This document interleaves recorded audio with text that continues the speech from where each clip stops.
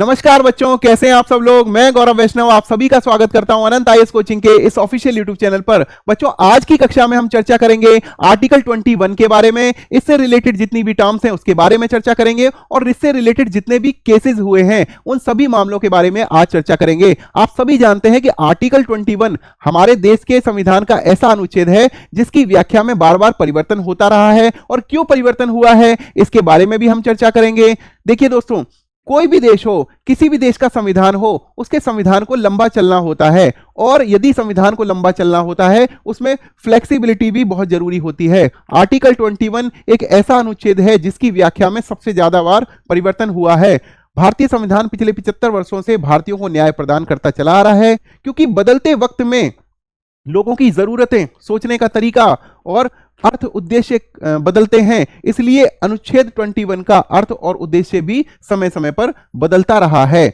और माननीय supreme court ने समय समय पर इसके उद्देश्य को और ज्यादा विस्तृत किया है। जीवन की जरूरतें जैसे कि रोटी, कपड़ा, मकान और जीवन जीने का तरीका, जीवन और मृत्यु से संबंधित तथ्य, उनकी व्याख्या में भी परिवर्तन होता रहता है। जैसे कि शुद्ध वातावरण हो गया, निजता का अधिकार हो गया, इंफॉर्मेशन का अधिकार हो गया, स्वतंत्रता से संबंधित कई मुद्दे इसके अंतर्गत विचार किए गए हैं। अब बच्चों, हम बात करते हैं कि आर्टिकल 21 कहता क्या है। आर्टिकल 21 कहता है कि किसी भी व्यक्ति को उसकी प्राण एवं दैहिक स्वतंत्रता से विधि के द्वारा स्थापित प्रक्रिया के सिवाय के बिना उसको वंचित नहीं किया जाएगा। तो विधि द्वारा स्थापित प्रक्रिया क्या है, प्रोसीजर इस्टेब्लिश्ड बाय लॉ को हम किस प्रकार से डिफाइन कर सकते हैं उसके बारे में भी हम चर्चा करेंगे। पहले एक बार आप जो शब्दों में व्याख्या दी गई है उसे आप पढ़ लीजिए, जो वर्डिंग दी गई है। अनुच्छेद 21 में घोषणा की गई है कि किसी भी व्यक्ति को उसकी प्राण एवं दैहिक स्वतंत्रता से विधि द्वारा स्थापित प्रक्रिया के अनुसार ही वंचित किया जाएगा, अन्यथा नहीं किया जाएगा। Article 21 declares no person shall be deprived of his life और personal liberty except according to procedure established by law. This right is available both citizen and non citizen. देखिए बच्चों, यहां पर दो क्वेश्चन बनते हैं। एक तो आर्टिकल 21 में क्या लिखा है यह आपसे पूछा जा सकता है। दूसरा आपसे पूछा जा सकता है कि आर्टिकल 21 में जो अधिकार दिए गए हैं क्या वो नॉन सिटीजन्स को भी अवेलेबल है। तो इसका जवाब होगा हाँ, ये नॉन सिटीजन्स को भी अवेलेबल है, सिटीजन्स को तो अवेलेबल है ही। और अब कौन सी प्रक्रिया इसमें अपनाई जाती है। देखिए, आर्टिकल 21 का जो आधार है वो ये फ्रेज है, प्रोसीजर इस्टेब्लिश्ड बाय लॉ। देखिए बच्चों, भारतीय संविधान में जो आर्टिकल 21 प्रेरित है ये कहां से प्रेरित है, अमेरिका से प्रेरित है। लेकिन अमेरिका में जो ड्यू प्रोसेस ऑफ लॉ, विधि की नियत प्रक्रिया या विधि की विधिवत प्रक्रिया का प्रावधान है, जो कि भारत में प्रोसीजर इस्टेब्लिश्ड बाय लॉ से प्रतिस्थापित है। प्रसिद्ध गोपालन मामले में उच्चतम न्यायालय ने अनुच्छेद 21 की बहुत ही माइक्रो व्याख्या की, सूक्ष्म व्याख्या की, संकीर्ण व्याख्या की। इसमें व्यवस्था की गई कि अनुच्छेद 21 के तहत सिर्फ मनमानी कार्यकारी प्रक्रिया के विरुद्ध ही सुरक्षा उपलब्ध है, ना कि विधानमंडलीय प्रक्रिया के विरुद्ध। देखिए, आर्टिकल 21 की परिभाषा देते हुए, व्याख्या करते हुए एक गोपालन केस में सुप्रीम कोर्ट ने, माननीय सुप्रीम कोर्ट ये कहते हैं कि आर्टिकल 21 में जो भी सुरक्षा दी गई है वो केवल एग्जीक्यूटिव एक्शन, कार्यपालिका की स्वेच्छाचारिता के खिलाफ दी रखी है, विधायिका की कृत्यों के खिलाफ नहीं दी गई है। इसका मतलब यह है कि राज्य प्राण एवं दैहिक स्वतंत्रता के अधिकार को कानूनी आधार पर रोक सकता है, डिप्रीव कर सकता है, बशर्ते ये आधार जो है वो मनमाना नहीं होना चाहिए, काल्पनिक नहीं होना चाहिए और दमनकारी नहीं होना चाहिए। प्रक्रिया को उचित, निष्पक्ष और न्यायसंगत होना चाहिए, मतलब फेयर होना चाहिए, जस्टिस होना चाहिए और रीजनेबल होना चाहिए। और यहां प्राकृतिक न्याय के प्रिंसिपल को भी लागू किया जाना चाहिए। ऐसा इसलिए है क्योंकि अनुच्छेद 21 में, जो कि मैंने आपको बताया कि अमेरिका में चलता है ड्यू प्रोसेस ऑफ लॉ और भारत में आर्टिकल 21 का आधार है प्रोसीजर इस्टेब्लिश्ड बाय लॉ, विधि के द्वारा स्थापित प्रक्रिया। तो यहां पर हमने लिखा हुआ है कि ऐसा इसलिए है क्योंकि अनुच्छेद 21 की अभिव्यक्ति विधि द्वारा स्थापित प्रक्रिया अमेरिका के संविधान में अभिव्यक्त विधि द्वारा विधिवत प्रक्रिया से भिन्न है, मतलब ड्यू प्रोसेस ऑफ लॉ से भिन्न है। अब आर्टिकल 21 को जब हम पढ़ेंगे तो तीन टर्म्स बहुत ही इंपॉर्टेंट होंगी, एक तो लाइफ, दूसरा पर्सनल लिबर्टी और तीसरा प्रोसीजर इस्टेब्लिश्ड बाय लॉ वाला जो फ्रेज है, इसके बारे में हम चर्चा करेंगे। अब प्रोसीजर इस्टेब्लिश्ड बाय लॉ क्या है, इसके बारे में हम आपको इस स्लाइड में चर्चा करेंगे। अनुच्छेद 21 प्रेरित है अमेरिकी संविधान से, जो कहता है कि किसी भी व्यक्ति को विधि की विधिवत प्रक्रिया से, यानी कि ड्यू प्रोसेस ऑफ लॉ के साथ ही उसके जीवन से वंचित किया जा सकता है, अन्यथा नहीं किया जा सकता है। तो ये यहां पे लिखा है कि उसकी प्राण एवं दैहिक स्वतंत्रता से वंचित नहीं किया जाएगा किसी भी व्यक्ति को। इसका मतलब यह है कि कोर्ट को अधिकार है कि वह विधायिका और कार्यपालिका के दोनों के कृत्यों को नियंत्रित कर सके। भारत में जैसा कि पहले था कि केवल एग्जीक्यूटिव एक्शन पर लगाम लगाई गई है, रोक लगाई गई है, उसके विरुद्ध ही सुरक्षा दी गई है, विधानमंडलीय जो प्रक्रिया है उसके खिलाफ स्वतंत्रता नहीं दी गई है। लेकिन ड्यू प्रोसेस ऑफ लॉ ये कहता है कि ये एग्जीक्यूटिव एक्शन और जो लेजिस्लेटिव एक्शन है, दोनों के कृत्यों को नियंत्रित कर सकता है। इसका मतलब यह है कि सब्सटेंटिव लॉज, यानी कि कानून क्या होने चाहिए, इसके बारे में भी कोर्ट प्रश्न पूछ सकता है और यह भी प्रश्न कर सकता है प्रोसीजरल लॉ के बारे में भी कि कानून कैसे लागू किए जाएंगे, उसका प्रोसीजर क्या होगा। यदि दोनों ही प्रोसेस में किसी एक में भी कोई खामी मिलती है तो कोर्ट उस नियम को, उस कानून को अमान्य घोषित कर सकता है। इसका मतलब यह है कि जिन देशों में ड्यू प्रोसेस ऑफ लॉ है, वहां के न्यायालयों को यह शक्ति है कि वहां की विधायिका से दो सवाल पूछ सकते हैं कि क्या आपके पास शक्ति है ये कानून बनाने की, जो भी कानून आपने बनाया क्या वो कानून बनाने की आपके पास शक्ति है। दूसरा कि क्या ये कानून नैसर्गिक न्याय को, नेचुरल जस्टिस को विचार के साथ कंप्लाइंट है, उसका अनुसरण करता है या नहीं करता है। नैसर्गिक न्याय का अनुसरण करना किसी भी कानून को बहुत जरूरी है। ड्यू प्रोसेस ऑफ लॉ ये कहता है यदि नहीं करता तो यदि वो कंप्लाइंट नहीं है नेचुरल जस्टिस से तो उसको अमान्य घोषित किया जाएगा, या अगर इन दोनों में से किसी एक सवाल का जवाब ना में होता है तो कोर्ट को शक्ति है कि वे उस कानून को अथवा उस कानून की किसी एक भाग को अमान्य घोषित कर सकते हैं। यह तो हो गया ड्यू प्रोसेस ऑफ लॉ। इसीलिए डॉक्टर अंबेडकर ने यह सजेस्ट किया था कि भारत में ड्यू प्रोसेस ऑफ लॉ होना चाहिए, मतलब एग्जीक्यूटिव एक्शन और विधानमंडलीय एक्शन दोनों के खिलाफ, दोनों के विरुद्ध सुरक्षा होनी चाहिए भारतीय सिटीजन्स को। लेकिन भारत में अनुच्छेद 21 में ड्यू प्रोसेस लॉ लागू ना हो, इसलिए अल्लादी कृष्ण अय्यर ने उन्हें सजेस्ट किया कि अगर हम ड्यू प्रोसेस ऑफ लॉ का को लेकर आएंगे तो आगे जाकर हमें जो भी हम सोशल लेजिस्लेशन बनाएंगे, सामाजिक विधान बनाएंगे, उनमें दिक्कत आ सकती है। इसलिए हमने क्या फॉलो किया, हमने फॉलो किया प्रोसीजर इस्टेब्लिश्ड बाय लॉ को अपनाया। तो प्रोसीजर लॉ जो होता है वो कार्यपालिका की स्वेच्छाचारिता पर, नियंत्रण पर जोर देता है। तो हमें जो भी मतलब इम्यूनिटीज कह लीजिए या जो अधिकार मिला है वो एग्जीक्यूटिव एक्शंस के खिलाफ मिला है और प्रोसीजरल जो एक्शन है उसके खिलाफ मिला है, प्रोसीजरल लॉ के हिसाब से मिला है। तो ये वाला जो मतलब भाग है ड्यू प्रोसेस ऑफ लॉ का, एक तो सब्सटेंटिव लॉ का कि लॉ क्या होने चाहिए, और लेजिस्लेटिव एक्शन विधायिका के द्वारा बनाए गए या विधायिका के किसी कृत्य पर, ये हम फॉलो नहीं करते। हम किसको फॉलो करते हैं, एक तो प्रोसीजरल लॉ पर किस प्रकार से कानून लागू किए जाएंगे और एग्जीक्यूटिव एक्शन पर हम रोक लगाते हैं। तो प्रोसीजर इस्टेब्लिश्ड बाय लॉ ये कहता है कि प्रोसीजरल लॉ पर और एग्जीक्यूटिव एक्शन पर हम मतलब रोक लगा सकते हैं। प्रोसीजरल लॉ को फॉलो करना है और एग्जीक्यूटिव का अगर कोई स्वेच्छाचारी एक्शन है, उनका कोई भी आर्बिट्रेरी एक्शन है तो उस पर हम लगाम लगा सकते हैं। तो देखिए हमने यहां पर लिखा है आर्बिट्रेरी एग्जीक्यूटिव एक्शन है, कार्यपालिका का यदि कोई स्वेच्छाचारी कृत्य है या कोई डिसीजन है उस पर रोक लगाई जा सकती है, ऐसे कानून पर रोक लगाई जा सकती है। लेकिन आर्बिट्रेरी लेजिस्लेटिव एक्शन यदि कोई है तो उस पर रोक लगाने का प्रावधान अवेलेबल नहीं है। लेकिन ऐसा 1978 तक ही था। 1978 के बाद ऐसा परिवर्तन हो गया। और 1978 में क्या हुआ, 1978 में एक ऐसा मामला आया माननीय सुप्रीम कोर्ट के सामने कि ये जो परिभाषा है वो बदल गई। इसके बाद क्या हुआ, अनुच्छेद में विधि की नियत प्रक्रिया या विधि की विधिवत प्रक्रिया और विधि द्वारा स्थापित प्रक्रिया, ड्यू प्रोसेस ऑफ लॉ और प्रोसीजर एस्टेब्लिश्ड बाय लॉ, दोनों को ही शामिल कर लिया गया और कहा गया कि नेचुरल जस्टिस को भी फॉलो करना चाहिए।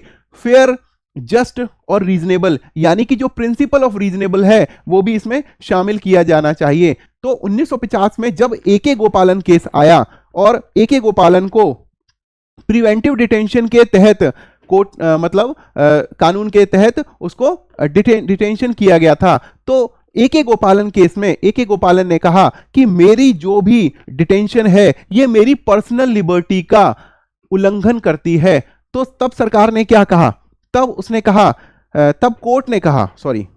कोर्ट ने कहा कि फिजिकल रिस्ट्रेंट यदि है और कोएर्जन यदि है तो इसी को पर्सनल लिबर्टी का उल्लंघन माना जा सकता है, अन्यथा नहीं माना जा सकता है। तो पर्सनल लिबर्टी की ये जो व्याख्या दी गई ये बहुत ही यहां पर नैरो थी। लेकिन जब 1978 में मेनका गांधी केस आया, हुआ ये था कि मेनका गांधी के पासपोर्ट को सरकार के द्वारा जब्त कर लिया गया था। तो इन्होंने ये कहा कि मेरे पासपोर्ट को जब्त किया जाना मेरे पर्सनल लिबर्टी जो है उसका उल्लंघन है।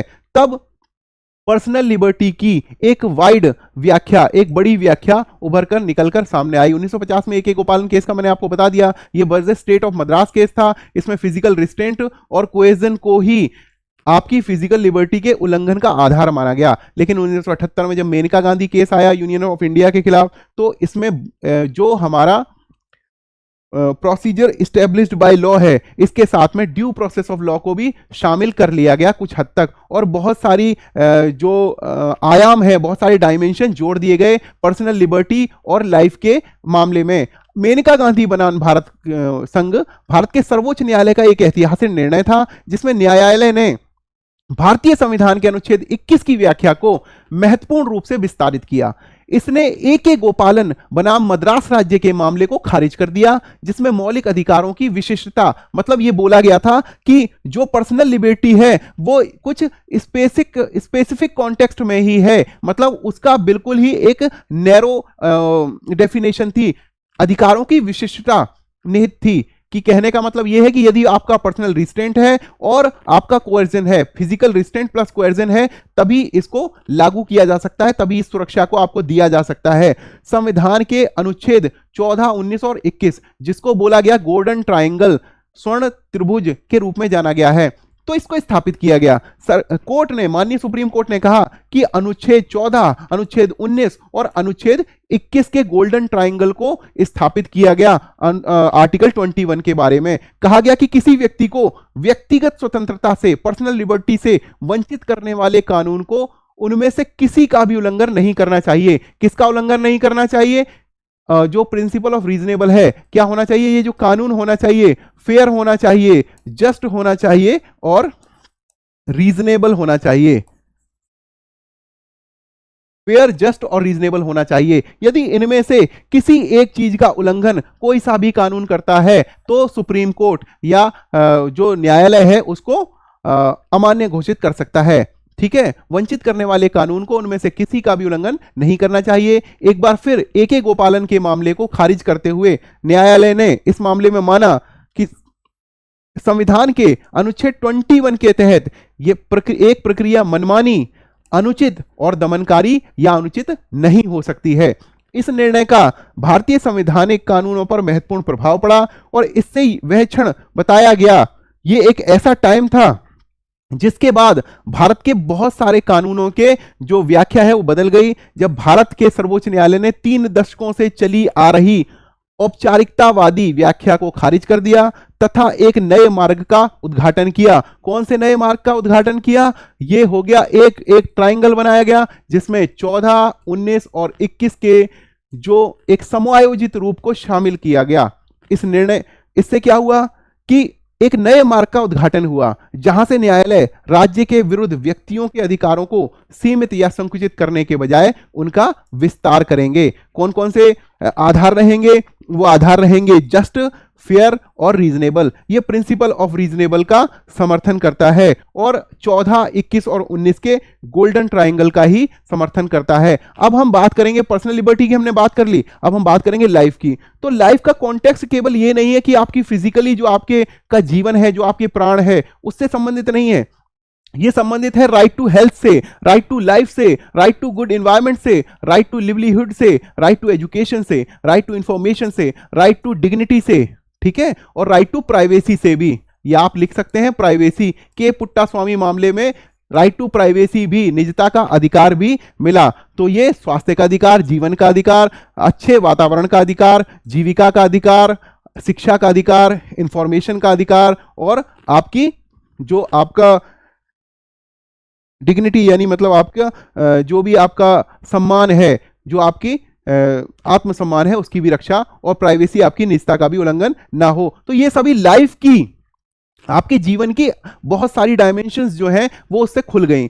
इस तरह से कानून की वैधता और उसकी व्यवस्था पर अकारण अन्यायपूर्ण आधार पर प्रश्न नहीं उठाया जा सकता। उच्चतम न्यायालय ने व्यवस्था दी कि व्यक्तिगत स्वतंत्रता का मतलब सिर्फ एक व्यक्ति की शारीरिक और एवं निजी स्वतंत्रता से है, ठीक है।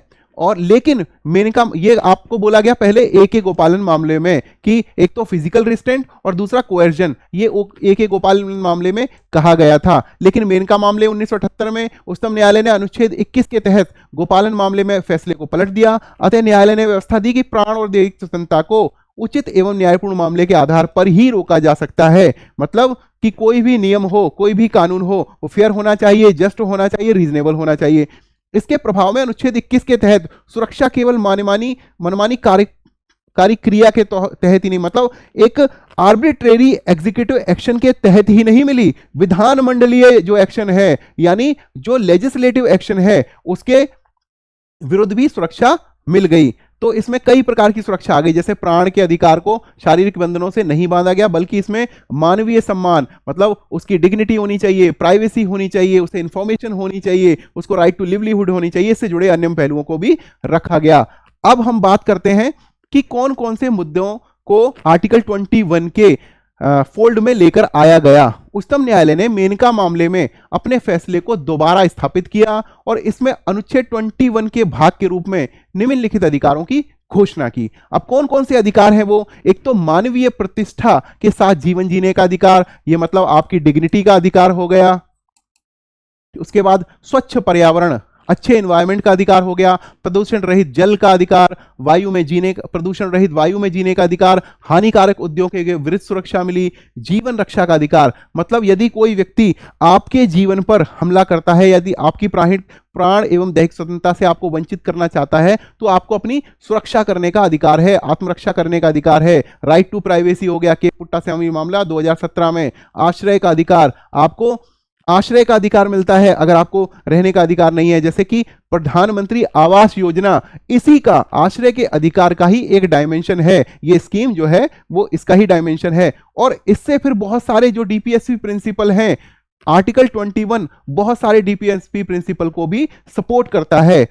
इस प्रकार से स्वास्थ्य का अधिकार हो गया। आप आर्टिकल 47, 48 पढ़ेंगे डीपीएसपी प्रिंसिपल पे, तो आपको पता लगेगा कि ये अधिकार उनसे जुड़े हुए हैं। 14 वर्ष की उम्र तक निःशुल्क शिक्षा का अधिकार हो गया, ठीक है। निःशुल्क कानूनी सहायता का अधिकार, और अकेले कारावास में बंद होने के विरुद्ध अधिकार, त्वरित सुनवाई का अधिकार, मतलब ट्रायल में अगर लेट हो रहा है तो उसको जल्दी से जल्दी सुनवाई होनी चाहिए। हैंडकफिंग जो है, हथकड़ी लगाने के विरुद्ध अधिकार, अमानवीय व्यवहार के विरुद्ध अधिकार, देर से फांसी के विरुद्ध अधिकार, विदेश यात्रा करने का अधिकार मिलना चाहिए। बंधुआ मजदूरी करने के लिए, मतलब जो कॉन्ट्रैक्ट लेबर है उसके खिलाफ भी अधिकार मिला है। हिरासत में शोषण के विरुद्ध अधिकार, आपातकालीन चिकित्सा सुविधा का अधिकार, मतलब डॉक्टर की सहायता लेने का अधिकार, सरकारी अस्पतालों में समय पर उचित इलाज मिलने का अधिकार। तो ये सभी जो अधिकार हैं ये सब आर्टिकल 21 के डायमेंशन में ही खुले। राज्य के बाहर ना जाने का अधिकार, निष्पक्ष सुनवाई का अधिकार, कैदी के लिए जीवन की आवश्यकताओं का अधिकार,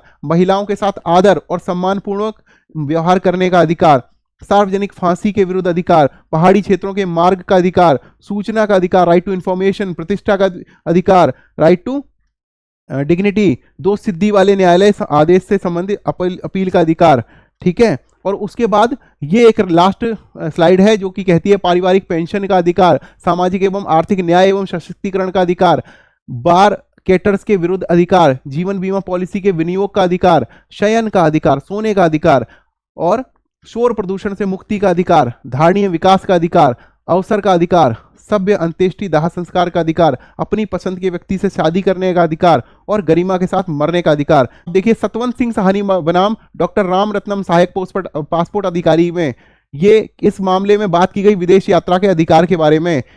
M.H. हॉस्कोट बनाम महाराष्ट्र राज्य, मुफ्त कानूनी सहायता का अधिकार। देखिए मुफ्त कानूनी सहायता आपको पता है आर्टिकल 39A भारतीय संविधान का ये कहता है कि कोई भी व्यक्ति जो कानूनी सहायता को अफोर्ड नहीं कर सकता उसको मुफ्त कानूनी सहायता मिली जानी चाहिए। इसीलिए हमारे यहाँ पे नालसा बनाया गया। नालसा क्या काम करता है? यही लीगल सर्विसेज हमें प्रोवाइड कराता है जो कोई व्यक्ति लीगल सर्विसेज को अफोर्ड नहीं कर सकता है। हुसैन आरा खातून बनाम गृह सचिव बिहार, स्पीडी ट्रायल का अधिकार। उसके बाद फ्रांसिस कॉर्ली मुलिन बनाम प्रशासक दिल्ली अधिकार, मानवीय गरिमा के साथ जीवन जीने का अधिकार और कैदी को जीवन की आवश्यकता रखने का अधिकार, जीवन की आवश्यकताएं रखने का अधिकार जो उसके लिए जरूरी चीजें हैं। शीला बरसे बनाम महाराष्ट्र राज्य, ये कहता है हिरासत में उत्पीड़न के खिलाफ अधिकार होना चाहिए। ये केस इंपॉर्टेंट केसेस हैं जो हमसे पूछे जाते हैं। रूरल लिटिगेशन एवं एंड एंटाइटलमेंट केंद्र बनाम उत्तर प्रदेश राज्य 1985, ये कहता है सभ्य पर्यावरण का अधिकार। ओल्गा टेलिस बनाम बंबई नगर निगम, ये कहता है आजीविका का अधिकार, राइट टू लिवलीहुड। ठीक है, और ये सभी आर्टिकल 21 के ही फोल्ड के अंदर हैं। परमानंद कटारा बनाम भारत संघ, आपातकालीन चिकित्सा सहायता का अधिकार, डॉक्टर की सहायता का अधिकार। उसके बाद शांति स्टार बिल्डर्स बनाम NK टोटेम 1990, ये कहता है आश्रय का अधिकार। ठीक है, उसके बाद KS पुट्टा स्वामी बनाम भारत संघ 2017, इसी के द्वारा एकांतता या निजता का अधिकार, राइट टू प्राइवेसी मिला। उसके बाद सामान्य कारण एक रजिस्टर्ड सोसाइटी बनाम भारत संघ, ये है कॉमन कॉज। आपको हिंदी में जब लिखते हैं थोड़ा चेंज हो जाता है। कॉमन कॉज सोसाइटी है, एक रजिस्टर्ड सोसाइटी है। इसी ने गरिमा के साथ मरने का अधिकार, निष्क्रिय इच्छा मृत्यु की बात की। देखिए बच्चों, ये मामला है अरुणा शानबाग से समर्थित, जो कि बहुत सालों से लाइफ सपोर्ट सिस्टम पे थी, वो कोमा में थी, उनको जबरदस्ती जिंदा रखा जा रहा था। तो उन्होंने अपने जानने वालों के पहचान वालों के द्वारा ये अधिकार मतलब मांगा कि उनको इच्छा मृत्यु का अधिकार दिया जाए, और वो भी पैसिव यूथेनेशिया का अधिकार दिया जाए। तो अरुणा शानबाग मामले में ही जो सुप्रीम कोर्ट है, माननीय सुप्रीम कोर्ट ने ये जो डिसीजन दिया वो ये कहते हैं कि किसी भी व्यक्ति को निष्क्रिय इच्छा मृत्यु का अधिकार होना चाहिए। ठीक है, लेकिन एक्टिव यूथेनेशिया हमारे देश में अभी भी अलाउड नहीं है, और विश्व के कई देशों में एक्टिव यूथेनेशिया अलाउड नहीं है। गरिमापूर्ण मरने के जीवन में मरने का जो अधिकार है, गरिमापूर्ण मतलब मृत्यु का अधिकार, ये कहता है कि एक्टिव यूथेनेशिया अलाउड नहीं है। किसी व्यक्ति को जबरदस्ती या मतलब एक मानवीय प्रयास के द्वारा मारा जाना गलत है। हालांकि जो सपोर्ट सिस्टम है जो उस व्यक्ति को जबरदस्ती जिंदा रखे हुए हैं वो हटाया जा सकता है। तो बच्चों, आज की क्लास में हमने आर्टिकल 21 से रिलेटेड सभी एस्पेक्ट को हमने चर्चा किया। हमने